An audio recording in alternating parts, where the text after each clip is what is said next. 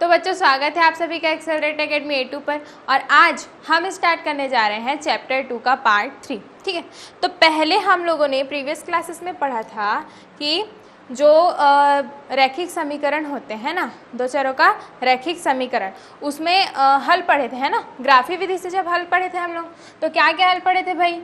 ये हम लोग एक्स अक्ष हो गया, वाई अक्ष हो गया, 3 टाइप का हल पढ़े थे, है ना। ये 3 टाइप का हल। तो पहला हल जो था वो क्या था, प्रतिच्छेदी रेखाएं, है ना। जब दो समीकरण हमको मिलेगा, उसका जो हल रहेगा उसमें जो रेखाएं हैं वो प्रतिच्छेद करेंगी, है ना। प्रतिच्छेदी रेखाएं, इसका कंडीशन हमने क्या पढ़ा था, A1/A2 is not equal to B1/B2, है ना। उसके बाद हमने क्या पढ़ा था, ये हो गया फिर से एक्स अक्ष और ये हो गया वाई अक्ष, है ना। इसमें दूसरा कंडीशन जब हम लोग पढ़े तो हम लोग देखे समांतर रेखाएं, है ना। समांतर रेखाएं होंगी तब उसका कंडीशन को हम लोग किस प्रकार से लिखेंगे। समांतर रेखाएं, रेखा जो है प्रतिच्छेद नहीं कर रही, है ना, मतलब उसका कोई भी हल हमको प्राप्त नहीं होगा। तो उसको क्या लिखेंगे, A1/A2 is equal to B1/B2 is not equal to C1/C2। ठीक है। अब नेक्स्ट जो लास्ट कंडीशन हम लोगों ने देखा वो था संपाती रेखाएं, है ना। संपाती रेखाएं, उसी रेखा के ऊपर एक और रेखा।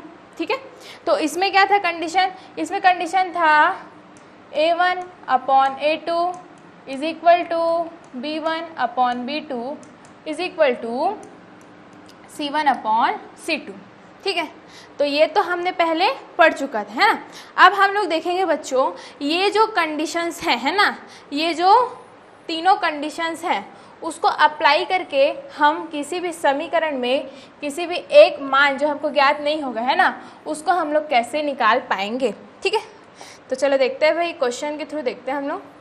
उसको यहाँ पे रख देती हूँ, ठीक, याद रहेगा ना। चलो देखते हैं। चलो, तो प्रश्नावली 3 हम लोग देख रहे हैं ना, उसमें क्वेश्चन में क्या बोलते हैं कि दर्शाइए निम्नलिखित समीकरण निकाय का एक अद्वितीय हल है ना। दर्शाना है हम लोग को कि उस समीकरण में क्या समीकरण दिया है, 3x + 5y is equal to 12, है ना, और दिया है 5x + 3y is equal to दिया है हम लोग के पास 4, है ना।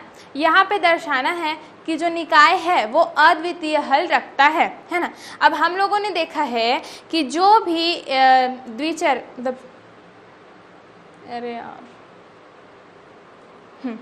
हम लोग पहले से जानते हैं बच्चों कि जो दो चर का रैखिक समीकरण होता है ना, उसको किस फॉर्म में लिखते हैं, उसको A1x + B1y is equal to C1, है ना, इस फॉर्म में लिखते हैं भाई। तो इस फॉर्म में ये दिख रहा है, दोनों इक्वेशन दिख रहा है, वैसे ही दिख रहा है, बिल्कुल दिख रहा है। तो हमको इसमें क्या बोलना है, क्या ज्ञात करना है, मतलब क्या दर्शाना है कि जो समीकरण है वो अद्वितीय हल रखता है कि नहीं, उस कंडीशन को फुलफिल करता है कि नहीं, है ना। तो उसका कंडीशन क्या होता है भाई, A1/A2 is not equal to B1/B2, है ना। अब देखेंगे हम लोग, पहला जो इक्वेशन है ना, पहला इक्वेशन, उसके लिए मैं ले रही हूँ A1, B1 और C1, है ना। A1, B1, C1 लूँगी तो A1 क्या हो जाएगा हमारे पास, A1 क्या हो जाएगा भाई, A1 इज इक्वल टू 3 है ना। और यहाँ पर देखो A2 इज इक्वल टू क्या हो जाएगा, 5 हो जाएगा। A1 क्या है, पहले इक्वेशन का, है ना। A2 जो ले रही हूँ वो दूसरे इक्वेशन का है। तो पहले इक्वेशन का A1 इज इक्वल टू 3, है ना, A2 इज इक्वल टू 5, फिर से B1 इज इक्वल टू कितना हो जाएगा, B1 इज इक्वल टू 5, है ना। और यहाँ से देखो B2 इज इक्वल टू कितना है, 3, तो B2 इज इक्वल टू 3। वैसे ही C1 इज इक्वल टू है 12 और C2 इज इक्वल टू क्या है, C2 इज इक्वल टू है 4। ठीक है, इतना तो हमको पहले से पता है।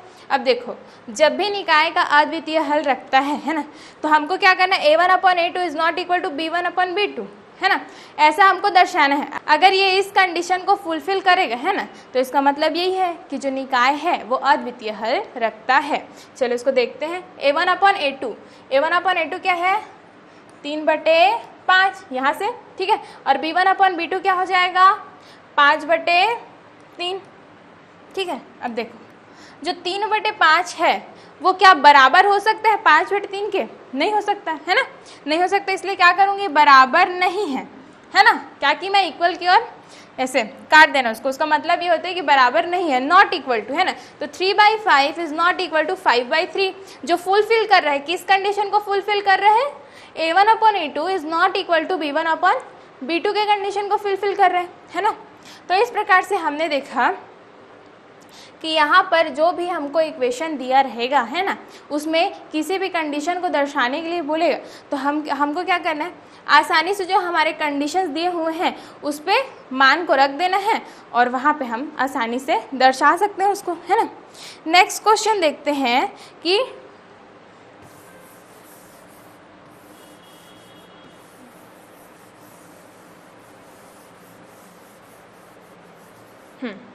नेक्स्ट क्वेश्चन बोलता है हम लोग को 2x - 3y = 5, है ना। 2x - 3y = 5 और बोला है 6x - 9y = 15, 6x - 9y = 15, ठीक है। इसको दर्शाना है कि निकाय का अंततः अनेक हल है, ठीक है। अंततः अनेक हल है, अंततः अनेक हल, इसका फॉर्मूला क्या होता है, इसका A1/A2 is equal to B1/B2 is equal to C1/C2, ठीक है। तो क्या हो जाएगा, सबसे पहले देखो ये तो हो गया समीकरण 1 और ये हो गया समीकरण 2, है ना। तो यहाँ पर देखो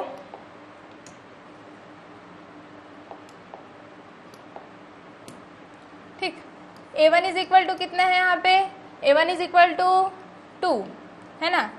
A2 का मान कितना है, 6 है। वैसे ही B1 इज इक्वल टू कितना हो जाएगा, -3, है ना।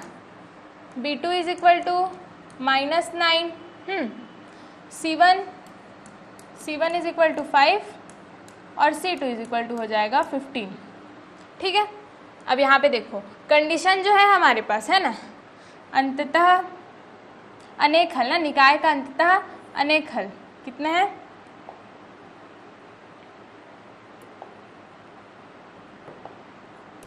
A1/A2 is equal to B1/B2 is equal to C1/C2, ये कंडीशन होता है ना। तो यहाँ से A1 B1 C1 A2 B2 C2 इसका मान हम लोग रख देते हैं ना। तो क्या हो जाएगा भाई, क्या हो जाएगा, A1/A2 2/6 is equal to B1/B2 -3/-9, है ना। C1 C2 का 5/15। देखो तीनों पदों में देखेंगे तो तीनों पदों में कट सकता है ना, 2 एकम 2, 2 तिया 6।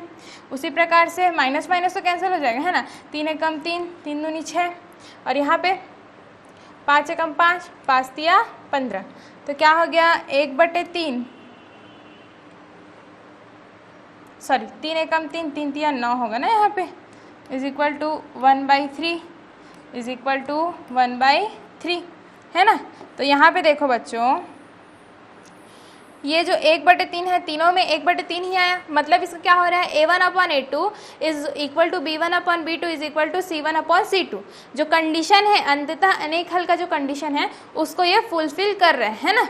मतलब क्या होगा, इस निकाय का अनेक हल हमको प्राप्त होगा, ठीक है। चलो नेक्स्ट क्वेश्चन देखते हैं।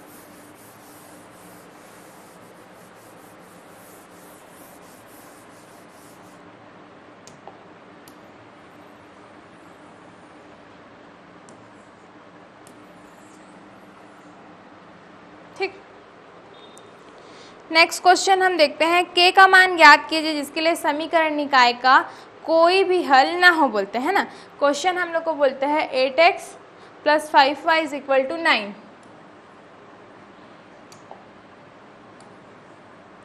8x + 5y is equal to 9 और दूसरा समीकरण दिया गया है kx + 10y is equal to 15, है ना। kx + 10y is equal to 15। तो यहाँ पे हमको बोलता है कि इस समीकरण में, है ना, k का मान ज्ञात कीजिए जब निकाय का कोई भी हल ना हो। देखो पहले से वो बता रहा है क्वेश्चन में कि निकाय का कोई भी हल नहीं है ना। यहाँ पे 3 जो कंडीशंस दिए हुए हैं ना, उसमें जो निकाय का कोई हल नहीं है ना, समांतर रेखा प्राप्त होगा। मतलब क्वेश्चन में ये पहले से हमको बोल रहे हैं कि ये जो समीकरण है वो इस वाला कंडीशन है ना, a1/a2 is equal to b1/b2 is not equal to c1/c2।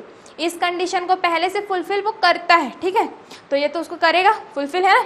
तो आगे देखते हैं हम लोग उसका k का मान जो है हम लोग कैसे निकालेंगे। तो सबसे पहले देख लेते हैं कि यहाँ पर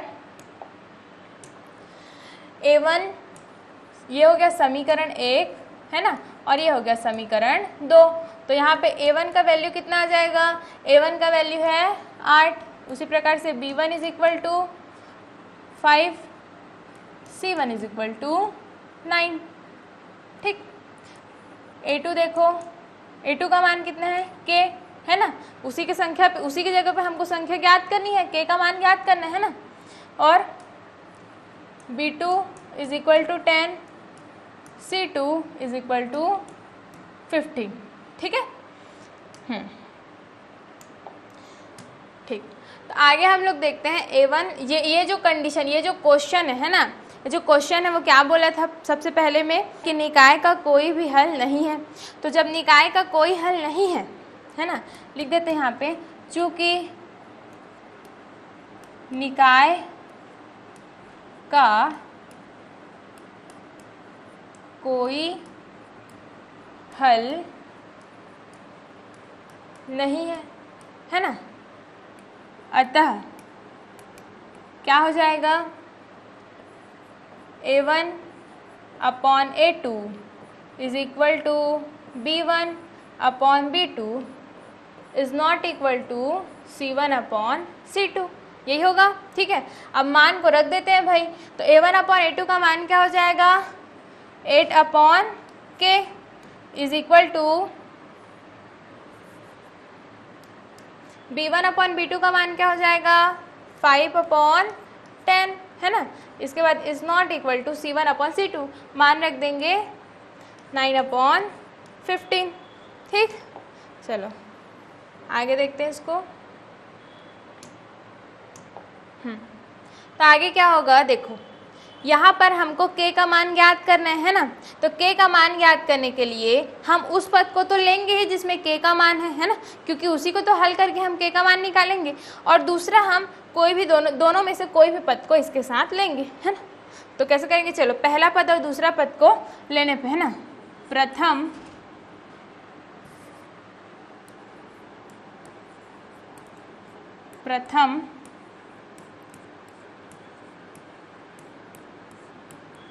दो पदों को लेने पर, ठीक है, प्रथम दो पदों को लेने पे क्या हो जाएगा, 8/k इज इक्वल टू 5/10, ठीक है। तिर्यक गुना करेंगे, तिर्यक गुना करेंगे तो क्या हो जाएगा, 8 का गुना 10 के साथ हो जाएगा, नीचे में था भाग में था, पक्षांतर के तो गुणा में, उसी प्रकार के जो है वह भी भाग में, पक्षांतर करेंगे तो फिर से गुणा में चला जाएगा, है ना।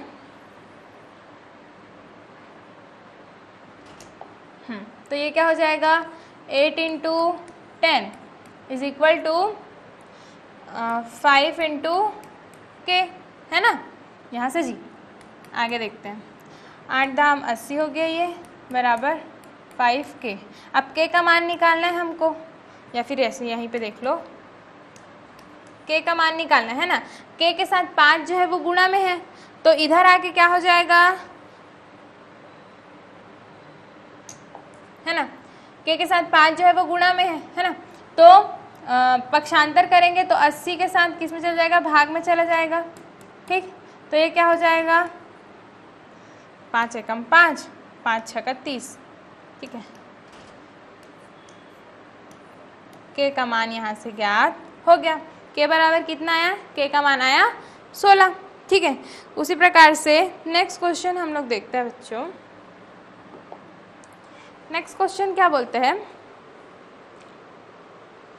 निम्नलिखित समीकरण निकाय का अद्वितीय हल के लिए k का मान ज्ञात कीजिए। अभी हमने क्या किया, कोई हल नहीं था, है ना, समीकरण का कोई हल नहीं था, मतलब वो कंडीशन अप्लाई हो रहा था कि a1/a2 is equal to b1/b2 is not equal to c1/c2, है ना। अब बोलता है कि निकाय का अद्वितीय हल है, तो k का मान हमको ज्ञात करना है। क्वेश्चन देख लेते हैं, kx + 2y is equal to 5, है ना, kx + 2y is equal to 5, और दिए है 3x + y is equal to 1, 3x + y is equal to 1, है ना। तो यहाँ पे फिर से हो जाएगा a1 इज इक्वल टू कितना हो जाएगा k, जिसका मान हमको ज्ञात करना है ना, b1 इज इक्वल टू हो जाएगा 2, c1 इज इक्वल टू हो जाएगा 5, ठीक। उसके बाद a2 इज इक्वल टू क्या हो जाएगा 3, b2 is equal to y, मतलब y नहीं सॉरी 1 हो जाएगा, है ना, b2 इज इक्वल टू 1, ठीक है, और c2 इज इक्वल टू हो जाएगा 1।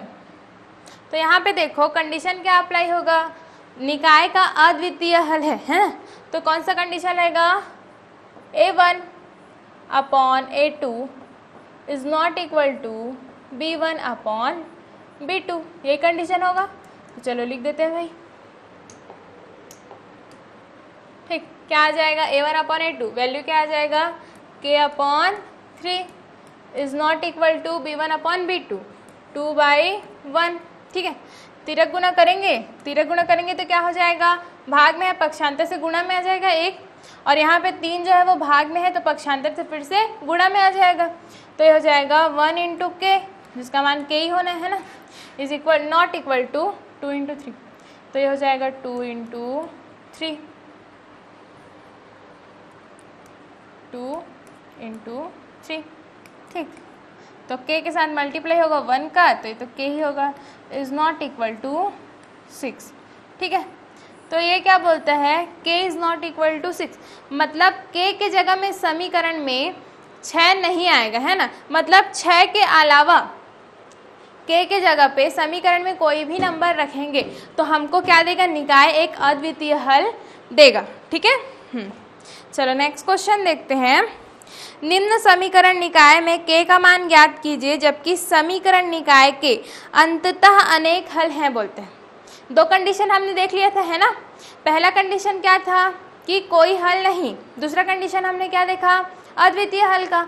अब तीसरा कंडीशन हम लोग देखने जा रहे हैं जिसमें क्या है, निकाय के अनेक हल, है ना, kx + 2y - 4 is equal to 0, ठीक है, और 5x - 3y + 6, 5x - 3y + 6 is equal to 0। दो चरों का रैखिक समीकरण जब हम लोग लिखते हैं ना, तो कैसे लिखते हैं उसको, a1x + b1y is equal to c1, है ना, ऐसे लिखते हैं।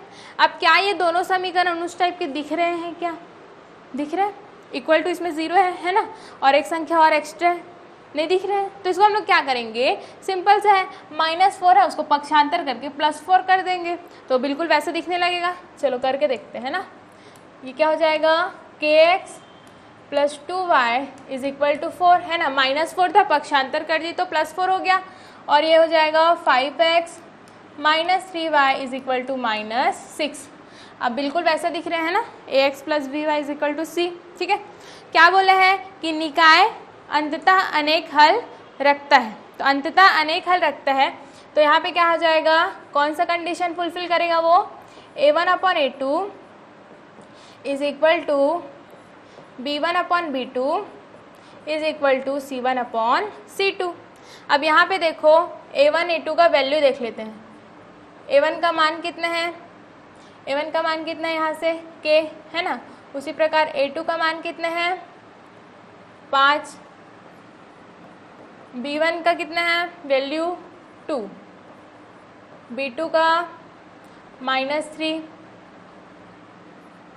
c1 का 4, है ना, और c2 का -6, ठीक है। चलो ये जो हमने वैल्यू निकाला अभी उसको हम लोग इस कंडीशन पे पुट कर देते हैं, कंडीशन पे पुट करेंगे तो हमको क्या प्राप्त होगा, a1/a2, a1/a2 क्या मिलेगा, k/5, ठीक, इज इक्वल टू b1/b2 है ना, 2/-3 इज इक्वल टू c1/c2, 4/-6, ठीक है। तो यहाँ पर देखो हमको निकालना है k का मान, है ना, k का मान हमको ज्ञात करना है। तो ये वाला पद तो रहेगा ही, साथ में इसके साथ में हम इसको भी ले सकते हैं और इसको भी ले सकते हैं, ठीक है, दोनों में से कोई भी, जो आपकी मर्जी, ठीक है। तो चलो हम लोग लेते हैं प्रथम पहले वाले 2 पदों को लेते हैं, ठीक है। आप कोई भी पद ले सकते हो, या तो इसको ले सकते हो इसके साथ इसको, या फिर इन दोनों को ले सकते हो, पहला और तीसरा। तो हम लोग लिखते हैं प्रथम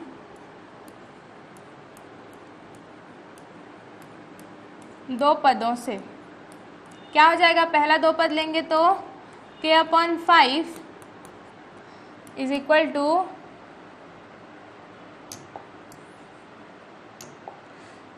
2/-3, ठीक है।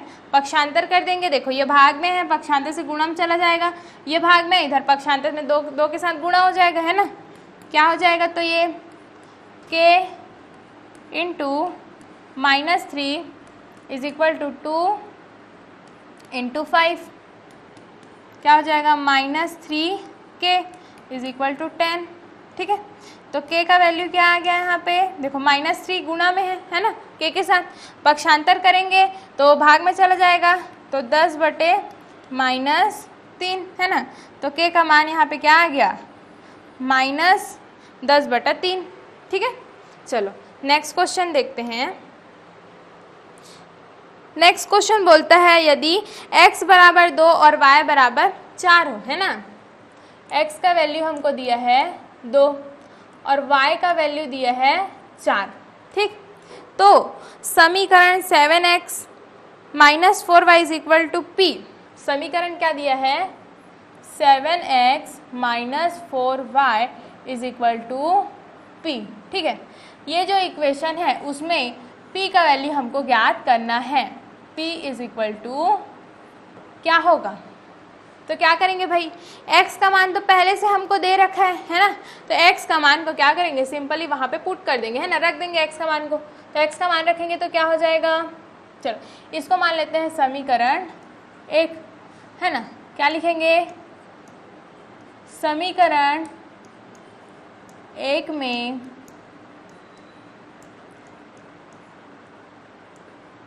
दिए गए x तथा y के मान रखने पर, ठीक है, समीकरण 1 में x और y के मान को रखेंगे, क्या हो जाएगा, 7 × x है, x का मान कितना दिया है 2, -4 × कितना है y, तो y का मान कितना है 4 इज इक्वल टू आ जाएगा हमारे पास p, है ना। तो यहाँ पे 7 का 2 से गुणा करूँगी तो 14 -4 × 16 बराबर p। अब 14 - 16 करूँगी तो कितना आ जाएगा, -2 होगा इज इक्वल टू p, है ना। तो p का मान हमको क्या प्राप्त हो गया, -2 हो गया, ठीक है। अब नेक्स्ट क्वेश्चन हम लोग देखते हैं, k का मान ज्ञात कीजिए यदि एक सरल रेखा 2x - ky is equal to 9, है ना। सरल रेखा क्या है, 2x - ky is equal to 9 जो है वो बिंदु 1 - 1 से गुजरती है, बोलते हैं बिंदु क्या है 1 और -1, है ना। बिंदु जो है वो 1 - 1 बिंदु से गुजर रही है ना रेखा। तो देखो कोई भी रेखा, ठीक है, ये हो गया x अक्ष और ये हो गया y अक्ष, ठीक है, x अक्ष और y अक्ष। अब मान लो ये कोई रेखा है ना, इस बिंदु पे जैसे कोई भी एक बिंदु ले लेती हूँ मैं, ठीक, ये एक बिंदु है ना, इस बिंदु से गुजर रही है, यहाँ पर इस बिंदु से जैसे गुजर रही है, ठीक है, तो इसका कुछ ना कुछ तो इधर से भी निर्देशांक होगा और कुछ ना कुछ इधर से भी निर्देशांक होगा। तो वही निर्देशांक क्या है बोलते हैं, x अक्ष में कितना है निर्देशांक 1, है ना, y अक्ष में कितना है -1, ठीक है। x अक्ष में 1 दिया है। पहला जो लेटर रहता है वो एक्स अक्ष को दर्शाता है ना, और दूसरा जो रहता है वो वाई अक्ष को दर्शाता है। तो पहला जो निर्देशांक एक्स अक्ष में 1 है ना, और वाई अक्ष में -1 दिया है। तो यहाँ पे क्या हो जाएगा भाई, देखो 1 और -1 जो है यहाँ पे वो क्या है, x और y के मान है ना। x अक्ष में मान 1 है और y अक्ष में -1 है। तो x और y के जो मान है उसको क्या करेंगे हम लोग इस समीकरण में आराम से रख सकते हैं ना। तो इसमें रखेंगे जब हम लोग समीकरण में तो हमको k का मान निकल जाएगा। तो k का मान निकालने के लिए चलो हम लोग रखते हैं, चूंकि रेखा है ना 1 -1 से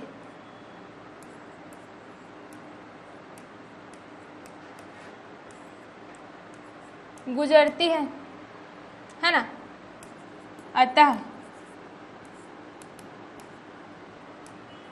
x बराबर 1 व y बराबर -1 होगा, है ना।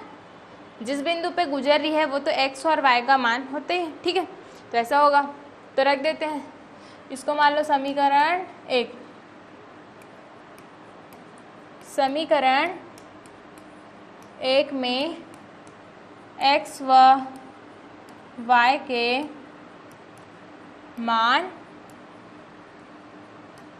रखने पर क्या हो जाएगा, 2 × x दिया है ना, 2 के साथ कितना 1 रखना है, x का वैल्यू कितना है 1 है ना, minus k × -1 is equal to 9। यहाँ से क्या आ जाएगा, 2 एकम 2, माइनस और माइनस क्या हो जाएगा, प्लस हो जाएगा, -k × -1 है ना, और k का 1 से गुना करूँगी तो k ही आएगा, इज इक्वल टू 9। क्या हो जाएगा यहाँ से, k बराबर 9 - 2, देखो 2 प्लस में था k के साथ, पक्षांतर की तो कहाँ चला गया, माइनस में चला गया, ठीक है। तो ये आगे क्या हो जाएगा, k इज इक्वल टू 7 है ना। तो k का मान हमको प्राप्त हो गया, k बराबर 7, आंसर आ गया जी। चलो नेक्स्ट क्वेश्चन देखते हैं, क्या बोलता है, जांचिए कि निम्नलिखित समीकरण निकाय कौन सा हल रखता है, और अगर ये अद्वितीय हल रखता हो तो चरों के मान ज्ञात कीजिए बोलते हैं ना। चलो देखते हैं, 4x + 7y is equal to 18, 4x + 7y is equal to 18, ठीक है। नेक्स्ट दिया है 2x + y is equal to 4, 2x + y is equal to 4। सबसे पहले हमको इसमें ये दर्शाना है कि ये जो निकाय है वो किस प्रकार का हल प्रदर्शित करता है। तो वही सिंपल सा जो पहले हम लोग किए थे वही करने है ना। 3 कंडीशन हम लोग के पास रहते हैं। सबसे पहले हम लोग निकाल लेते हैं a1 a2 और a1 a2 मतलब a1 b1 और c1 की वैल्यू निकाल लेते हैं, ठीक है। तो यहाँ पे ये हो गया समीकरण 1, ये हो गया समीकरण 2। क्या हो जाएगा, a1 इज इक्वल टू क्या हो जाएगा 4 है ना, b1 इज इक्वल टू 7 और c1 इज इक्वल टू 18। उसी प्रकार से a2 इज इक्वल टू कितना हो जाएगा 2, b2 इज इक्वल टू हो जाएगा 1 और c2 इज इक्वल टू हो जाएगा 4, ठीक है। अब हमको यहाँ पे देखने हैं a1/a2, b1/b2 और c1/c2 मान रखते हैं, ठीक है। मान रखेंगे तो क्या आएगा 4/2, b1/b2 करूँगी तो 7/1 है ना, और c1/c2 करूँगी तो 18/4, ठीक है। यहाँ से अगर मैं काटूँगी तो 2 एकम 2 और 2 दूनी 4, तो ये तो हो गया 2/1, ये तो नहीं कटेगा फिर से, तो ये हो गया 7/1। और यहाँ पे देखो 2 दूनी 4, 2 निया 18 है ना, तो ये हो जाएगा 9/2। तो देखो a1/a2, b1/b2 और c1/c2 का वैल्यू मिल गया। क्या यहाँ पर कोई भी वैल्यू इक्वल है? 2 7 के इक्वल तो नहीं हो सकता, तो यहाँ पे नॉट इक्वल, ठीक है, यहाँ पे इक्वल नहीं है। तो देखो जो अद्वितीय हल रहता है ना, हमारा अद्वितीय हल में क्या होता है, a1/a2 is not equal to b1/b2, यही कंडीशन रहता है अद्वितीय हल का, ठीक है। तो अद्वितीय हल यहाँ पे भी नॉट इक्वल ही आएगा, है ठीक है, इक्वल तो नहीं है। तो यहाँ पर देखो पहला जो प्रथम दो पद हैं वो अद्वितीय हल के कंडीशन को दर्शाते हैं ना, तो ये क्या हो जाएगा, आगे हम लोग लिखेंगे इसमें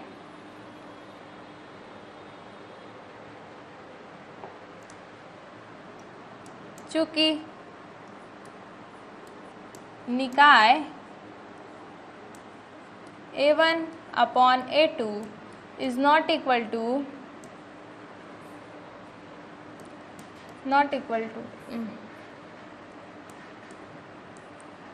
B1 अपॉन B2,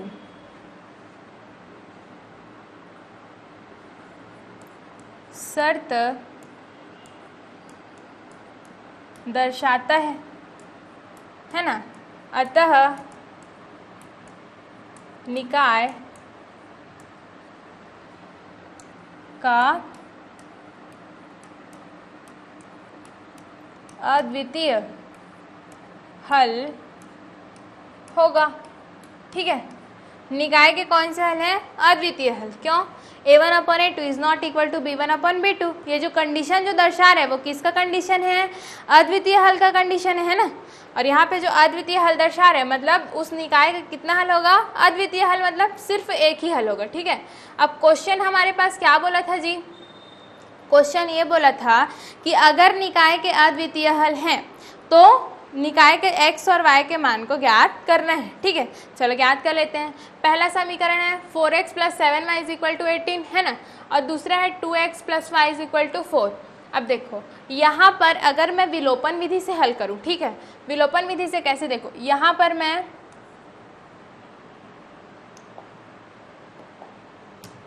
ठीक है, यहाँ पर मैं 2 का गुणा कर देती हूँ समीकरण में, तो क्या हो जाएगा, 2 का गुणा होते ही 4x हो जाएगा, ठीक है।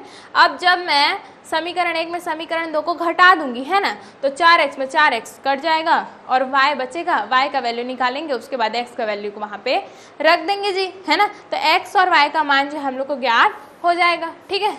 चलो वैसे ही करते हैं।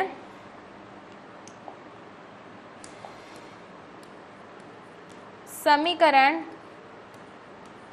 2 में 2 का गुणा कर समीकरण 1 से घटाने पर, है ना, क्या हो जाएगा,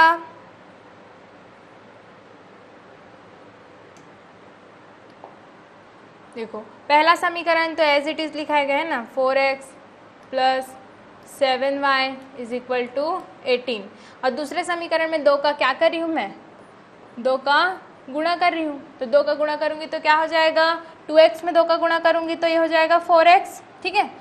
y में 2 का गुणा करूँगी तो हो जाएगा 2y इज इक्वल टू 4 में 2 का गुणा करूँगी तो 4 दूनी 8, है ना। क्या समीकरण 1 से घटाने पर, तो समीकरण 1 से क्या कर रहे हैं, घटा रहे हैं, ठीक है।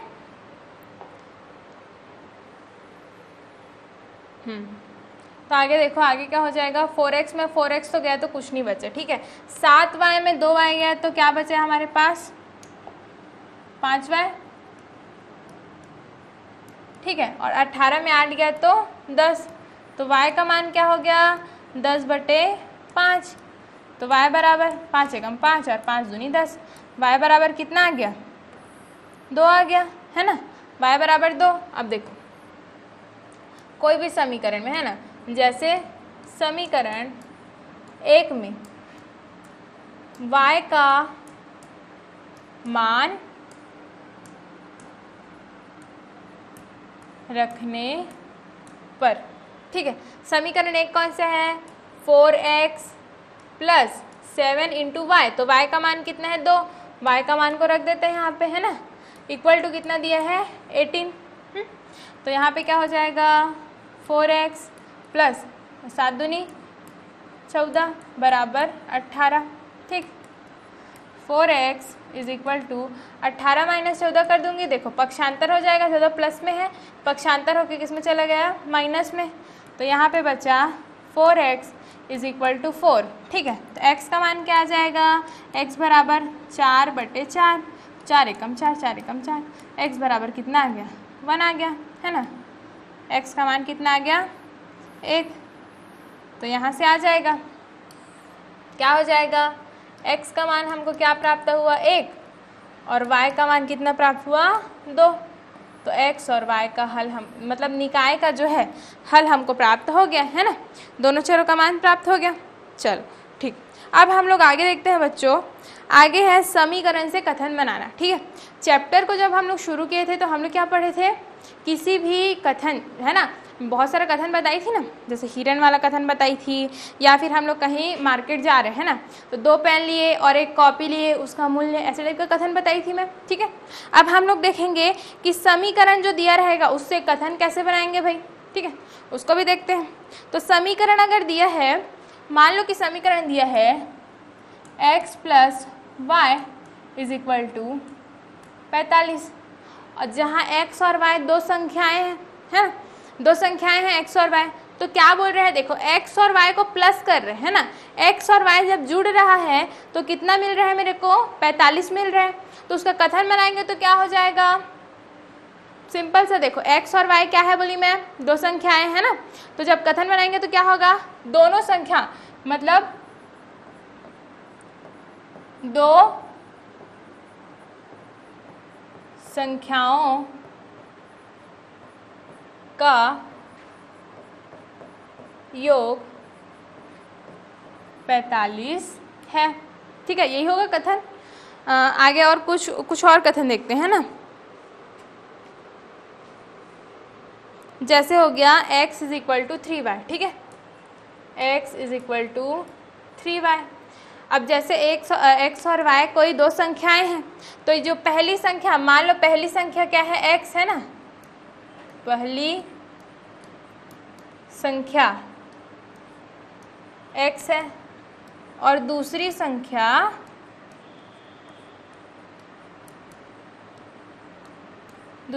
क्या हो गया, y हो गया, है ना। तो क्या यहाँ पे क्या बोला है समीकरण में, x = 3y, मतलब y को जब मैं 3 गुना कर रही हूँ तो मेरे को x मिल रहा है। ठीक है, मतलब पहली संख्या कितनी है, दूसरी संख्या की 3 गुनी है।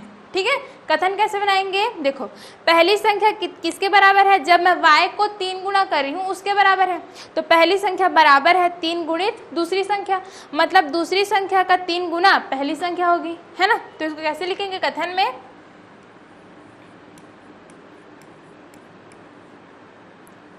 ऐसे लिखते हैं, चलो पहली संख्या से लिखते हैं ना,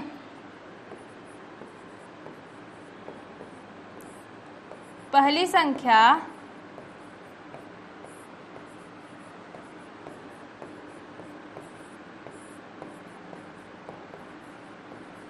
दूसरी संख्या की 3 गुनी है, ये होगा ना। पहला संख्या क्या है, यहाँ पे x है। ठीक है, x y का कितना गुना है, 3 गुना, और y है हमारा दूसरी संख्या, है ना। तो यहाँ पे क्या हो जाएगा, जो पहली संख्या x है वो दूसरी संख्या y के कितने गुनी है, 3 गुनी है। ठीक है, आगे चलो और कुछ देखते हैं, मतलब और एग्जाम्पल देखते हैं। ठीक है, x y = 6 दिया है, जैसे x y = 6, है ना। तो यहाँ पे क्या हो रहा है, x और y का गुणा हो रहा है ना, और दोनों का गुणा होने के बाद मेरे कितना मिल रहा है, 6 मिल रहा है। तो इसका कथन बनाऊंगी तो क्या होगा, कथन बनाऊंगी तो ऐसा होगा कि 2 संख्याओं, है ना,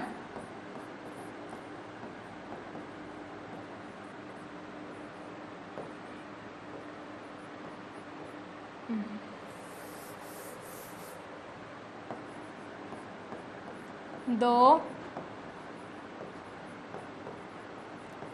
संख्याओं का गुणनफल कितना है, 6 है। ठीक है, 2 संख्याएं हैं x और y, और x y इंटू में है, = कितना दिया है समीकरण में, 6 दिया है। मतलब क्या हो रहा है, यहाँ पे 2 संख्याओं का जब हम लोग गुणा कर रहे हैं तो हमको 6 प्राप्त हो रहा है। तो कथन में कैसे लिखेंगे, 2 संख्याओं का गुणनफल 6 है। ठीक है। तो बच्चों इसी के साथ आपका जो ये चैप्टर है दो चरों का रैखिक समीकरण वो होता है कंप्लीट। आगे मिलते हैं हम लोग नेक्स्ट चैप्टर।